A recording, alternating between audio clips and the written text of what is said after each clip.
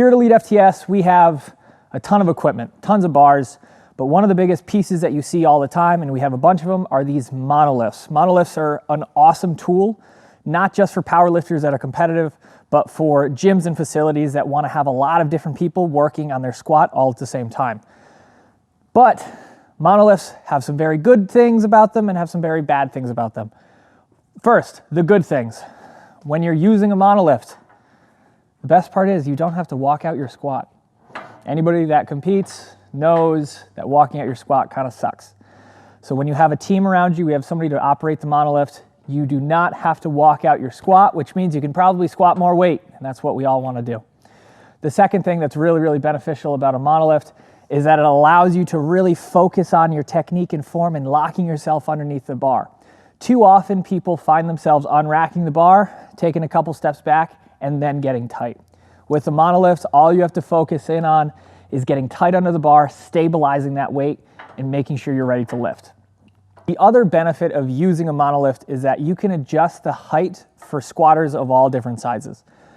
This is one of the greatest parts about owning one of these, is the fact that it doesn't matter how big you are, how small you are, you can squat at the same time, which you can't do with a regular rack. You have to adjust the J-cups, take the weight off, it's a pain in the ass. So if you have a monolift very similar, or if you have something like this from Elite FTS, you're gonna see a very similar system.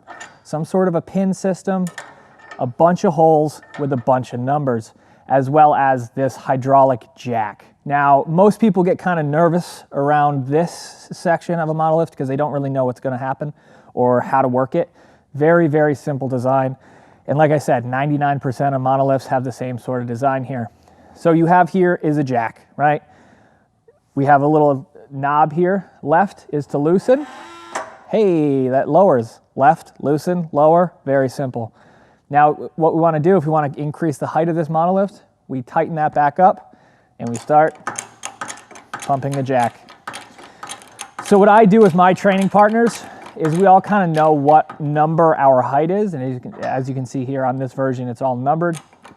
So what we'll do is most of the time we'll go from tallest to smallest, so Adam is always last. So what I'll do is I'll end up putting the pin into my hole, if that's where I'm at. I drop it right down. I squat, I do my set. You do a couple pumps to loosen up this pin, drop it down to the next number. Next person goes, and finally, go to the very last hole because Adam is the smallest human being on the planet, and the little guy gets to squat with the rest of us. So again, this is one of the major reasons that you want to use a monolift if you have access to one. And again, very simple design that has a lot of awesome benefits. So with a monolift, with a traditional monolift, you need a crew of people around you to undo the hooks, to change the height, all those things.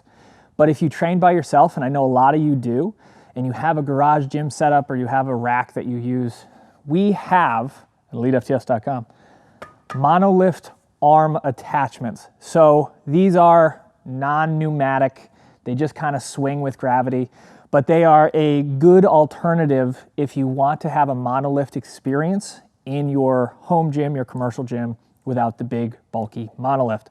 So with these, a couple things you need to realize is that they are not as interchangeable with height as easily as a regular monolift, right? So if it's set for this height for you and you need to change this height for somebody else, it's probably gonna be a pain in the butt, just being very transparent with that. But again, if you are training by yourself in your own home gym or your garage gym, you can do what Matt Goodwin does. He just sets the height for squats, or he has another set for bench, he sets the height for bench, and he doesn't have to move it. So again, great if you're training by yourself and you don't have that team around you or those other people that are gonna be working in with you. So a couple things with unracking out of a monolift, especially with the monolift hands. What we wanna do, like I had mentioned prior to, is we don't have to walk it out. But what we do need to do is we need to lock ourselves in and be ready to squat as soon as those hooks swing away. So what I like to do, I get situated, obviously this is a little bit higher than normal. I would make sure you're lined up center of mass right beneath that bar, right? So you feel that midfoot pressure, lock that brace in, pop the hooks away, make sure you give yourself plenty of space to kind of get out of the way of those hooks. Too many times I've seen nasty at-home videos of people thinking that they were away from the hooks or that the hooks didn't swing all the way in, and it's some disaster on the way down. But like I said before, the key is making sure that you are ready to squat and you're stable underneath the weight prior to getting locked in, because you don't have the chance to walk out and re-stabilize and re-lock in. That's the biggest thing that I can tell you as someone who has learned more about monolifts this year than probably anybody else on the planet. That is the biggest takeaway, and that's the biggest thing that's going to give you the most problem going forward. As much as these hooks are beneficial for squatting, one of the best uses for this is in the bench press, especially if you bench alone. So let's go over to the hooks on the other rack to showcase the bench press with the Monolift hands. So guys, when you're unracking in a Monolift arm, obviously there's a little bit of play. Normally, I would say you're going to be unracking with the bar in line with your eyes, but here you can get it a little bit farther, which makes the unrack much, much easier.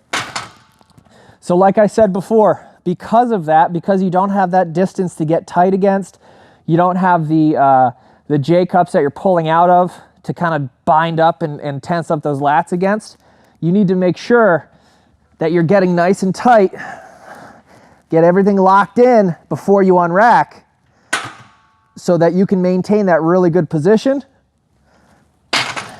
and not jack yourself up. So just like with using a monolift for squats, these attachments are a great way to get some really heavy weights in and kind of save your energy for the lift itself. Again, if you have access to a regular monolift, I would never suggest benching out of a monolift. I think that's just ridiculous. But I would say if you have a home gym, you train by yourself, and you want to be able to unrack weights a little bit easier, you want to be able to kind of push the weight a little bit harder, grab yourself a pair of these. Again, if you have access to a monolift, experiment with it. You're not going to break it. You're not going to hurt yourself on it. Well, you might hurt yourself on it, but that's a whole different story. That's not on us. You signed a waiver. That's what you got to do. But like I said, if you have access to a pair of these, if you have access to a monolift, use them. It makes training a lot more fun. And guys, you can always find these at elitefts.com. Make sure you talk to M. Goodwin at elitefts.net. That's Matt's email address. Shoot him a message if you want a pair of these for your rack at home. We have different versions that bolt on, different versions that slide on. We got all you need. So guys, thank you very much for checking out this video. Hope you learned something, and we'll see you in the next one.